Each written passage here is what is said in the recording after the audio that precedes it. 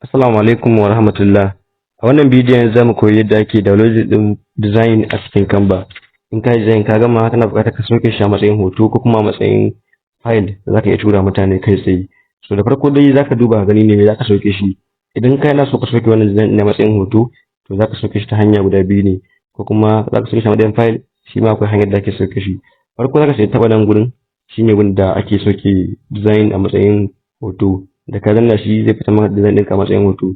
Shi kuma wannan na ƙarshen in ka taɓa shi zai baka damar da zaka sauke design ta hanya daban-daban kamar da kuke gani. In ka shiga cikin shi zai fito maka da abubuwa da yawa kamar haka.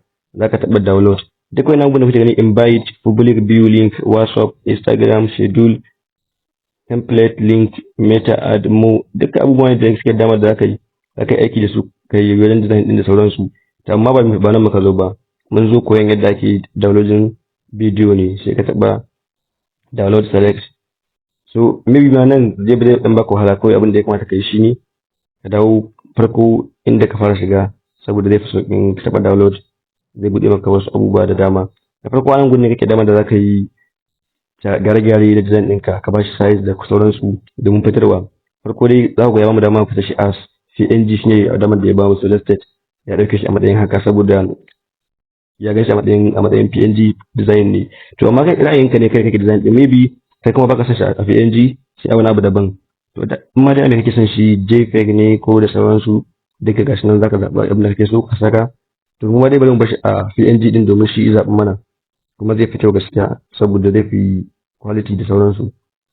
Saboda haka sai ka dana download kai tsaye zai fara downloading bidiyon ka, zai fara downloading. Sorry na danna cancel ban ma kula ba. To bari mu bi ɗaya hanyar, tunda kun gani wata hanya da muka bi, sai mu bi ta ɗaya hanyar domin sauke wannan hoton a matsayin PNG image kai tsaye kenan. Wannan kamar hanya ce ta kai tsaye, kawai zai sauke maka hoton ka ba tare da ka canza masa direction ba. Ita kuma wancan hanya ce da baka damar da in baka son sauke shi a matsayin hoto za ka canza shi zuwa wani abu, ko dai file ne ko PDF ko dai wani abu dai makamancin haka.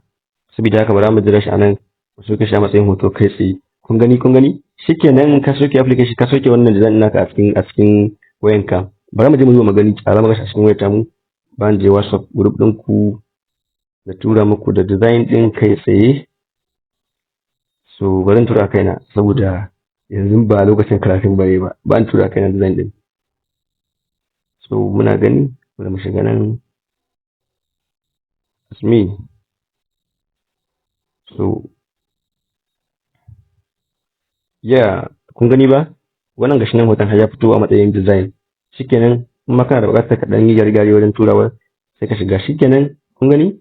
To wannan shine hanya mafi sauki da ake sauke design a cikin Canva a matsayin hoto. Ba mu tura. Shikenan mun samu aikin mu.